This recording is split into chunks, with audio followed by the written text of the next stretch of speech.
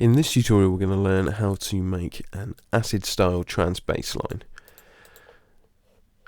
This particular bassline is made from a few constituent parts, and there's a couple of alternative versions I've made, so we can see it done with an inbuilt plugin from Logic, and we can also see how to make something similar using a third-party synthesizer such as the V Station.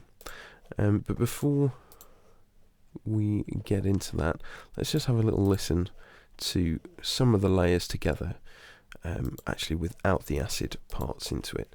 So we've got a kick drum, a typical offbeat bass line, and there's another tutorial on the YouTube playlist that should have this in here, how to create something similar to that. And we're also using something similar in terms of the rolling bass line.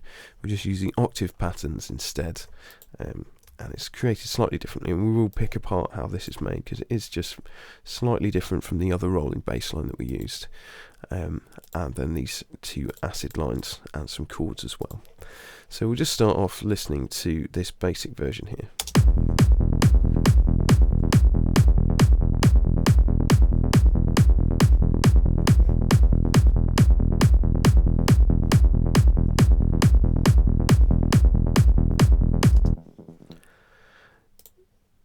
And here is with the acid version, which I will have to do some live automation to make it feel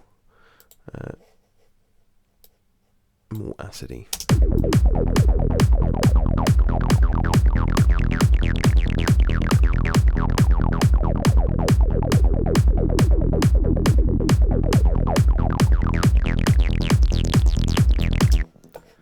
And then we'll have a listen with this V Station version, which isn't massively dissimilar in terms of how you make it, but some of the extra features on here make it a little bit more aggressive.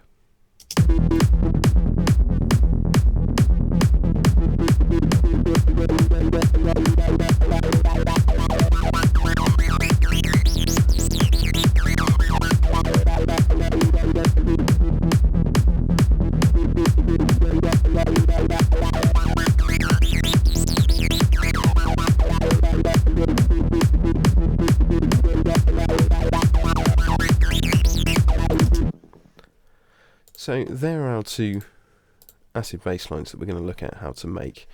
Before we do that, we'll just have a quick look at this rolling bass line, and we can see that we've made the same octave pattern for the rolling bass line as used for the acid bass lines as well. So they're just copies of that. So a very simple octave pattern, which I'll actually solo for you there.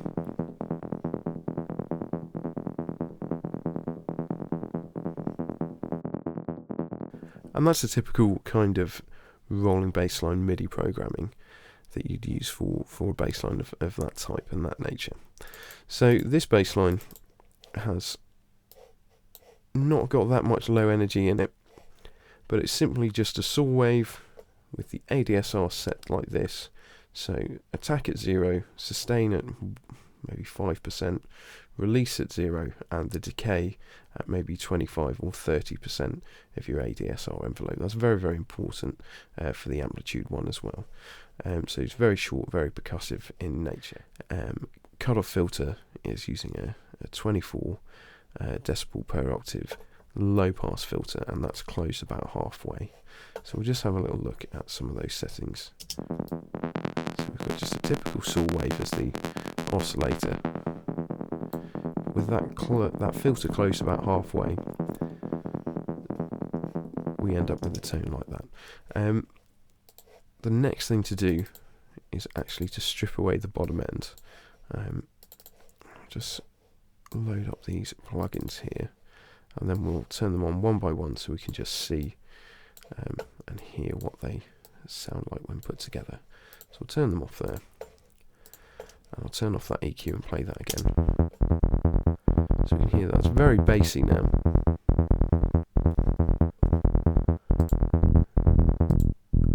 But because of that offbeat bass line that we've got there, that sort of really supplies the sub-low energy. So we don't actually need any low frequencies from this second part, and they actually get in the way. So by bypass filtering the bass end of that synth up to about 165 Hertz. We actually make space for the offbeat bass and the kick drum as well. The next thing we add in is some stereo delay, so it pings back, sort of set up as a bit of a almost a ping pong type delay. So we've set the groove up to 75% on that one and kept it at 50% for that, so it's just offset against one another, blended in at about 40%, but very importantly there's no feedback on the delays.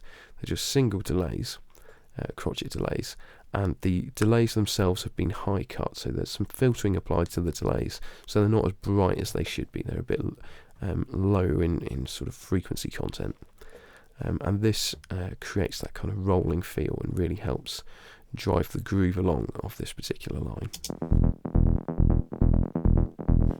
Let's turn off the offbeat bass there.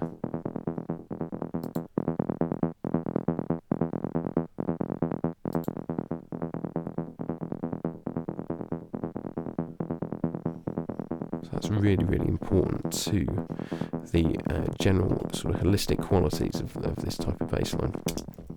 Then we've got just a very, very tiny amount of reverb dialed in. We're just using a short plate reverb, just over a second reverb time, or RC60. And some sort of plate or bright sounding hall or chamber will work well for this, but you need to make sure that not much is dialed in, because otherwise it will smear the transients too much. They'll kind of get washed up away in the reverb tails, and we don't really want that. We want to make sure that it's rhythmically very tight, especially with those extra delays. So let's just have a little listen to it, and I'll turn the reverb on about halfway through.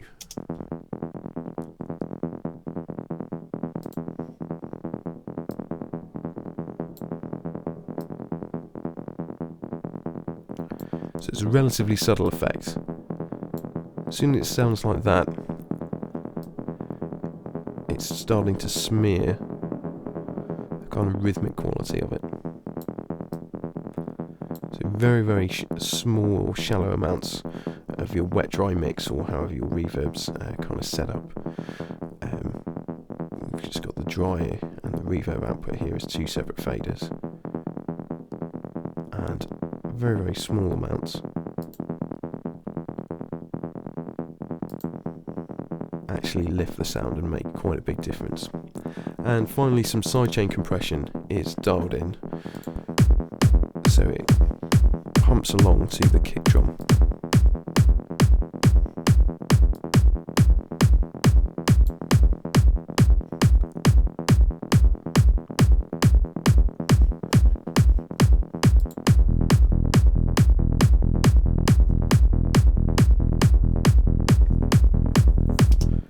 So that's how that section is made, and that part of the bass line is there.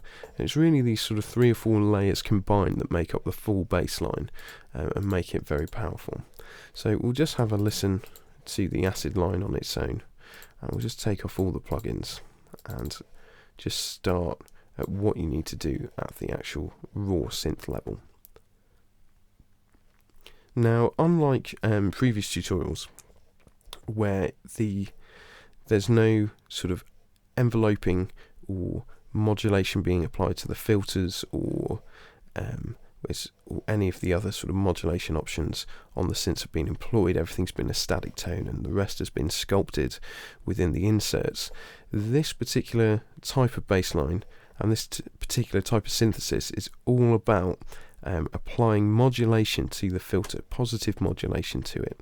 So before we kind of get into any of that, I'm just going to bypass the modulation section, open up the cutoff filter, turn down the resonance, and we'll just see that there's a basic saw patch. It's detuned by a couple of octaves because we want that to play a little bit lower than the MIDI notes. These are quite high up here, really, for a bass line. They should be more in the C1 to C2 range, so we've put those down a couple of octaves, so it's really playing around that sort of E2 layer rather than up there. So it's not going to play that because of the detuning on the synth, even though the MIDI programming is saying it's doing that particular region. So we'll just play this through and have a little listen to how it sounds in its, essentially at the moment, in its raw form.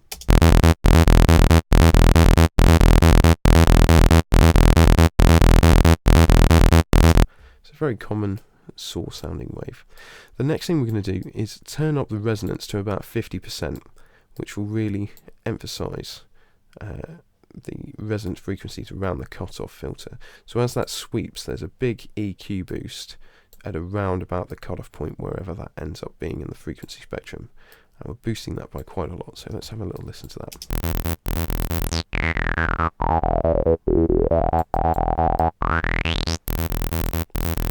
So if we have a listen to that again without the resonance, it sounds completely different. So resonance is key to that acid sound, that kind of Josh Wink high state of consciousness sort of sound.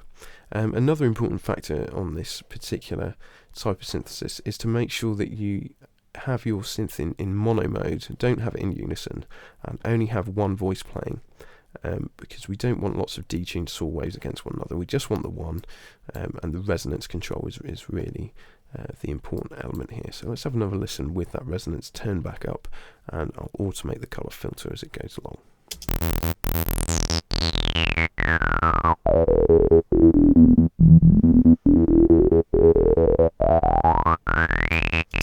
So already it's sounding relatively acid-like. We've changed the ADSR slightly, so we've got no attack or next to 0% attack, full decay, full sustain, and a tiny bit of release, maybe sort of 10-20% worth of release time. But the amplitude envelope isn't actually as important as whatever you use for your modulation envelope. So we need to tell this cutoff filter to have some positive modulation so that it actually changes whilst you change the dial, essentially. So as you change the cutoff filter, it's actually changing the parameters underneath to what that's changing, so it makes it more dynamic than actually just opening and closing it without any extra modulation added in. So we're using envelope 1 here, which has just got a bit of decay time. It's just a very simple attack and decay envelope generator here, and we're just going to let that filter take a bit of time to kick into gear. So this is taking around 600 milliseconds or so, but really just sort of around 50%. And using this slider, we can either have negative or positive amounts of modulation. So this is going to change that parameter of the cutoff filter in a positive fashion, and it's going to take some time to do that. So that means as you're changing the cutoff filter, it's actually changing the changes, if that makes sense, and it makes it a much more dynamic sound. So let's have a little listen to that with this new additional cutoff modulation via this envelope.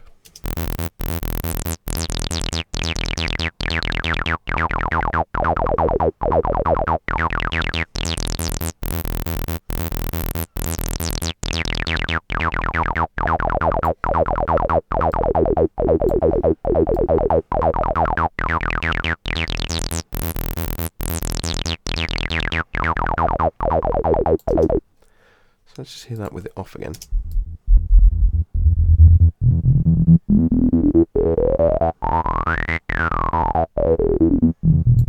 So we can hear that the resonance doesn't really follow the filter so much, but with that positive filter modulation put in there, resonance is always squelching away.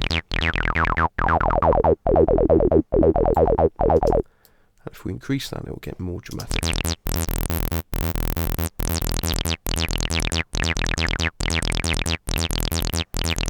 But we don't actually want fully positive to change that modulation to a fully positive nature. We only want it around sort of 30% positive modulation on here, because it will actually make that resonance fall and follow in the lower frequencies a bit better.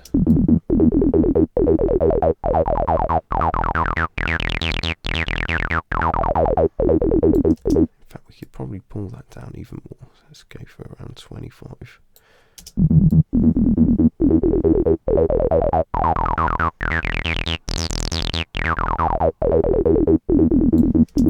Maybe increase it a touch.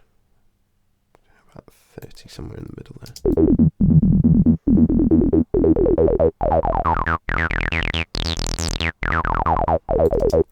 So that's starting to sound really acidy, and this is really trying to emulate the Roland TB303 synthesizer, which was the first real hallmark synthesizer that this sort of type of acid sound was created on. It was very, very popular for creating sounds like this in the sort of mid and late 90s. A second strong feature of this acid type sound is actually overdriving and distorting the output of the synthesizer. So after that filter process, adding in some overdrive on top of it will really crunch up the sound and will sort of pull it on to new higher levels and make it even better. So we'll just take the plugins that are used to create this particular effect, and because the distortion is quite heavy-handed, as is the increase in level from the scanner vibrato, we're just going to put some of these plugins in here to make sure things don't kind of go crazy and distort all over the place here.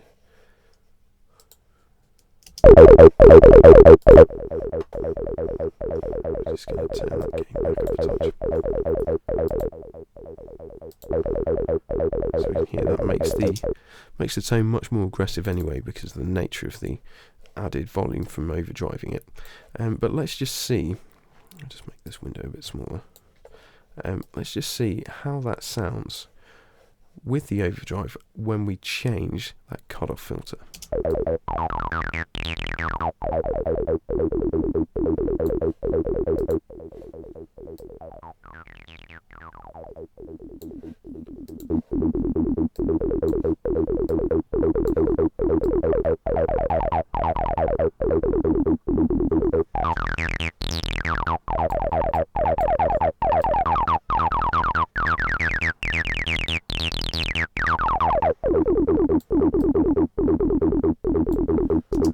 So we can hear that really kind of drives the low end of that sound up a bit. So it makes it a really kind of great tool for making the bass tones a bit more aggressive through the distortions. Next, we're going back to our faithful chorus, using the chorus via a scanner vibrato plugin with Inside Logic, but using it in chorus mode with the depth at about 60%, and again offsetting, which is quite a common trick, the left and right if you have those kind of options available to you, so that the rates that the detuning happens, when it happens at different rates, it will create an increase in the sort of perception of stereo widening. So we'll just turn that on and we'll do this again.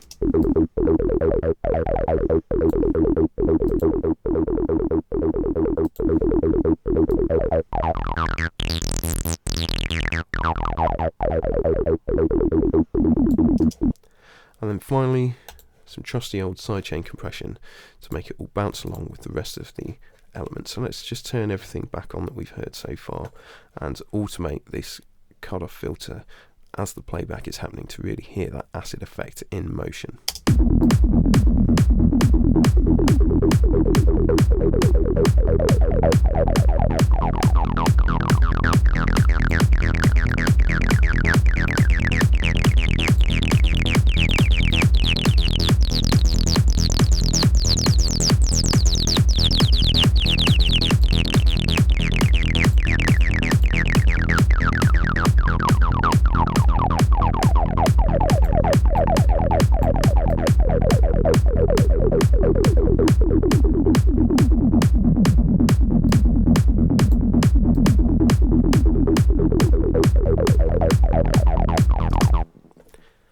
So with those other parts of the bassline added back in as well, and with that automation on the cutoff filter and the resonance as it gets higher, we can really start to hear that that's a very typical acid type bassline sound. Especially with the quite heavy-handed distortion and the chorus as well added in, it really creates a nice wide stereo acid sound that pumps along in time with the drums thanks to the sidechain compression. So it's very effective as it is there.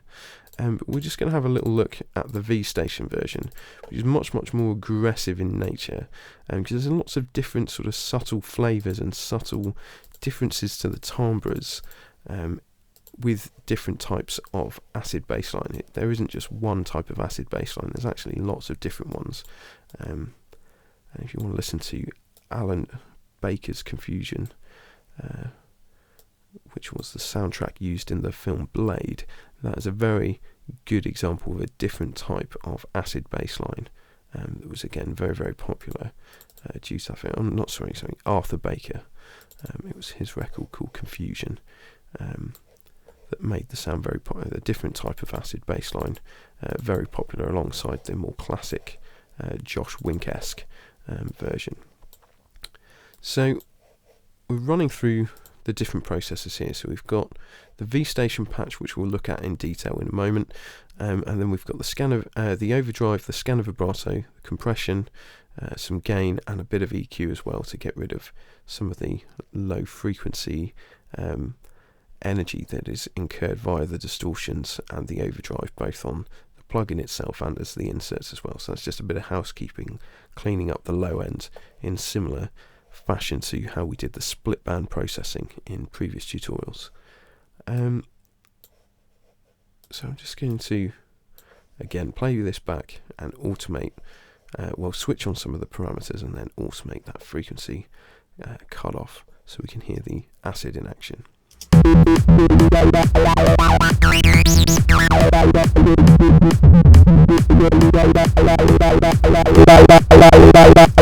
Sorry, we'll turn that gain plugin on straight away to make up for that extra overdrive.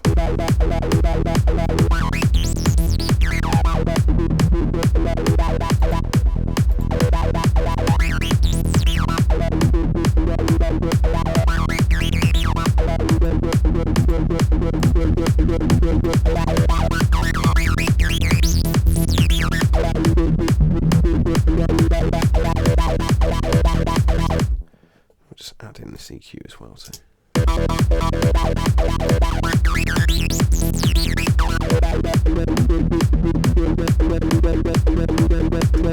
And finally we'll have a little look at the sidechain compression as well.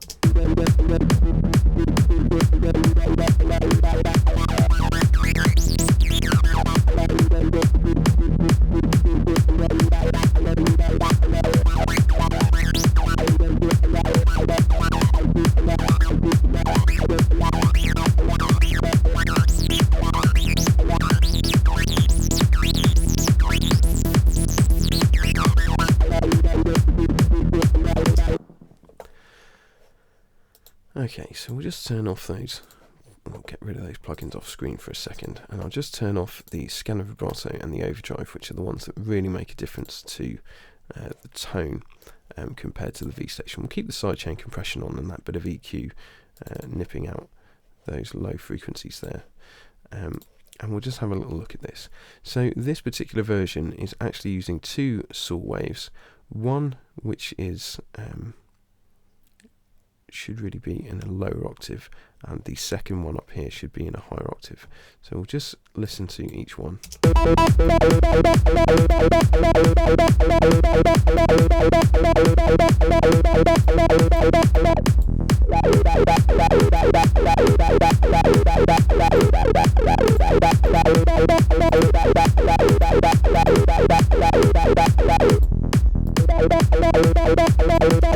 Yeah, so these are actually an octave apart, not on the oscillator switch here, but on the semitones. That one is detuned an octave. So we've just got two saw waves an octave apart, one mixed at sort of full level and one at 50. So really a 75-25% mix to create this sort of tone.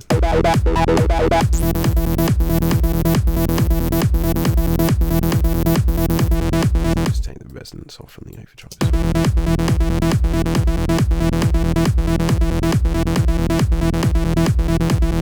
So not too dissimilar from some of the other things we've heard. Probably a little bit more higher compared to some of the other bass lines, possibly in terms of octave, but a similar kind of saw pattern, sort of standard thing as well. And again, the ADSR envelope is very, very simple and very similar to some of the ones in the previous tutorials. We've got 0% attack, 100% decay, 100% sustain, 0% release. I don't think actually that would make a massive difference on the tone. We just need to one of those up really, so that the notes will sustain at full amplitude for the full duration of the MIDI notes. And since they're such short notes anyway, just having one of those up like that would probably suffice. But just to be on the safe side, we're using both here. So once you've got that basic tone in there, those two saw waves mixed at 75 and 25%, 25% being the higher octave, not detuned. The next thing to really worry about is the filter and the modulation envelope as well, because just like in the previous one, we want to make sure that there's lots of actually positive modulation added to this filter, so that as the filter changes, it shifts the parameters of what the filter is actually doing, so it makes it a very dynamic sound. Also on this particular version, we're going to go for nearly 100% resonance. We're going to just take that almost all the way around to the full level, and we're going to overdrive the filter here as well by about 50%. We're just going to use the built-in functions here because they work very nicely on this particular unit. We've applied key tracking as well, which basically means that the filter will open more the higher the MIDI note that it plays on the keyboard or in the piano roll. So as you play higher notes, the filter will open up more and more and more. Now we're obviously going to change the filter manually, but it sets a relative level for the key track, which helps again create that perpetual sort of dynamic filter mode with the cutoff filter for something like an acid bass line. And we've again set probably about a 50% positive modulation envelope, or amount of modulation to be changed by this envelope. And again, we've just got the one setting. We're not going to use all the settings of the ADSR, those are on dials, but they're the same thing as here on the sliders, and we're just going to use the decay to about 75% on here for the modulation envelope here. And with all of those added back in, it creates that very, very raucous acid sound. So I'm just going to apply these one by one, and we'll see the difference that they make.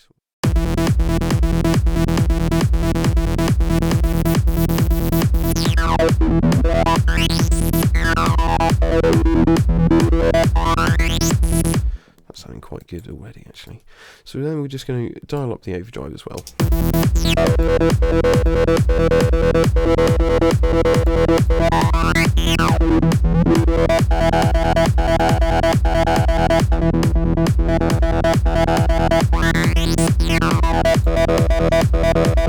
And now we'll have a listen to with the key track dialed in.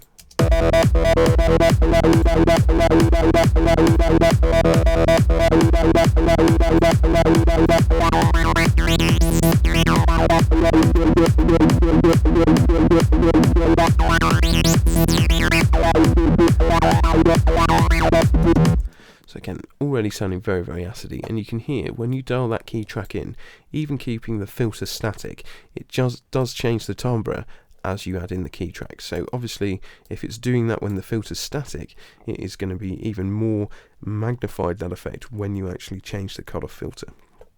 And finally, the very, very important one is the modulation envelope. So we'll just listen to the changes that this makes as we dial in about 50% positive modulation to the filter envelope using that decay level there.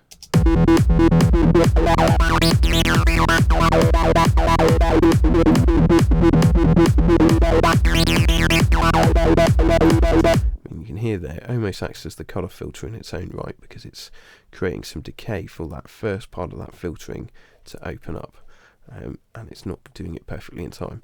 So you can hear that almost really substitutes as the cutoff filter. But let's have a little listen to that dialed in, and additionally changing this, the cutoff frequency.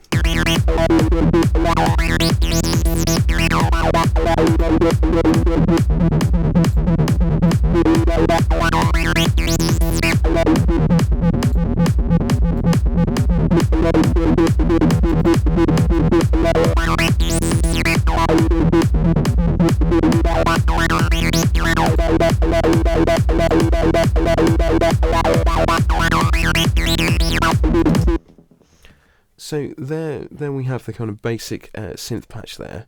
I say basic, it's a little bit more advanced than the previous ones. It's got some filter modulation applied through these envelopes here. But nevertheless, we still do some more sort of aggressive, heavy-handed processing with the scanner vibrato and the overdrive as well. So let's put those back on and it's just pretty much is a carbon copy of what's going on there. So similar kind of rates and depths, etc., using the same chorus parameter, and similar levels of overdrive as well. So let's listen to that now.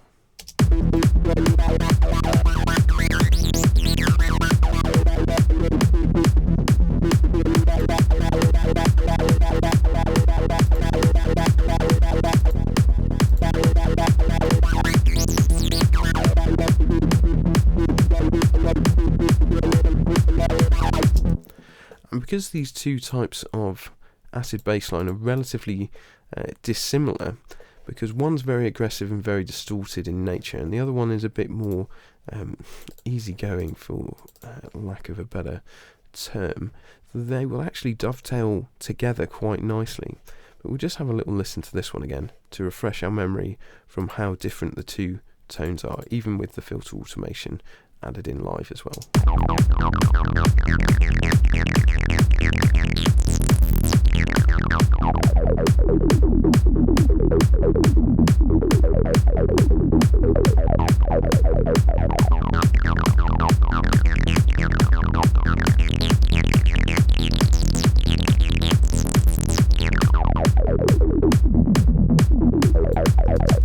So if we compare that acid bass line to this one,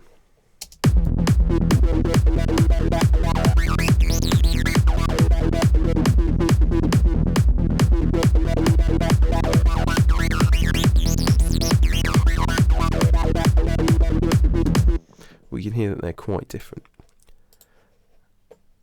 So let's hear that first one with some sort of synth stabbed chords, just to give you the context of the type of trance that you might hear an acid bassline used with. I'll do the live automation again.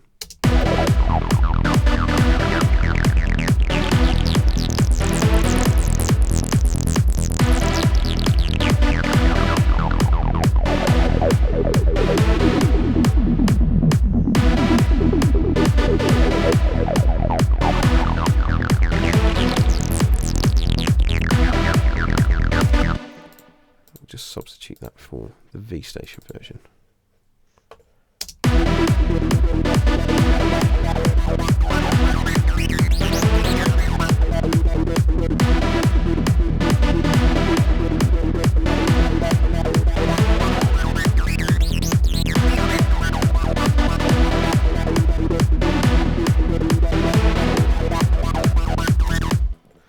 And that works really nicely together with all the other bass lines as well.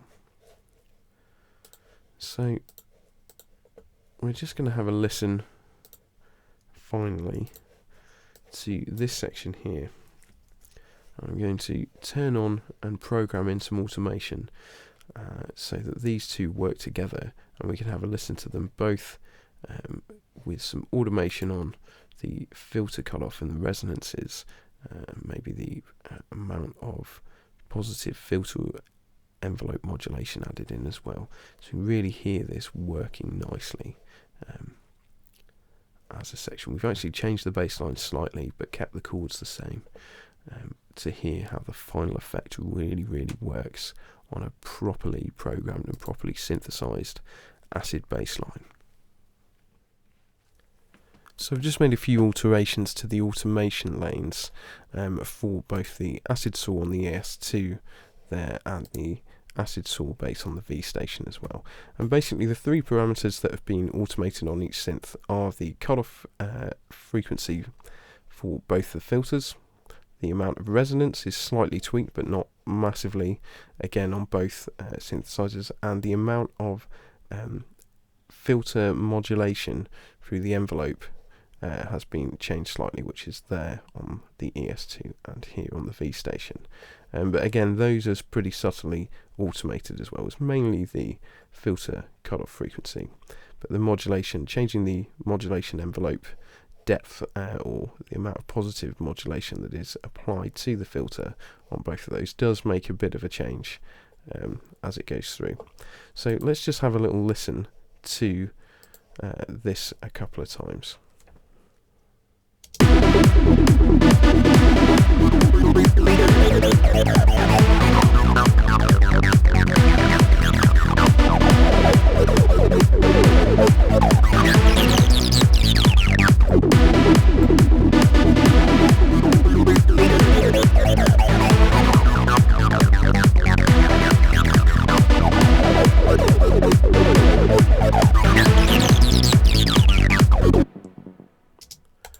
So this time we'll have a listen to just the ES2 version.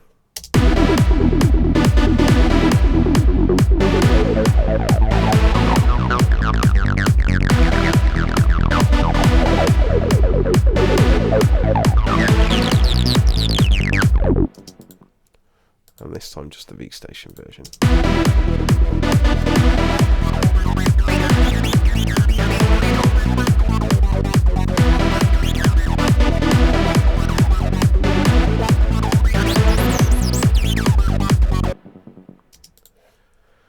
And this time we'll have a listen with and without the extra bass lines as well, because actually all four are pretty crucial to this type of acid bass line. It's really a very much a stacked bass line, and these four bass lines all put together really make up the sort of acid power of them. So we'll just have a listen with those muted to start with, and then we'll add those in for the second time round there.